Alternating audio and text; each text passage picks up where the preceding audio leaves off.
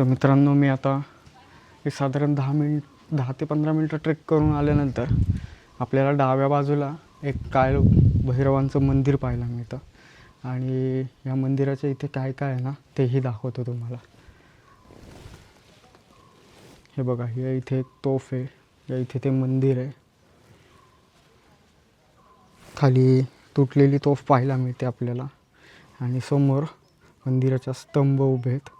तिथे दगडात कोरलेला एक घोडा आहे आणि 3 ते 4 स्तंभ आहेत मोठे मोठे.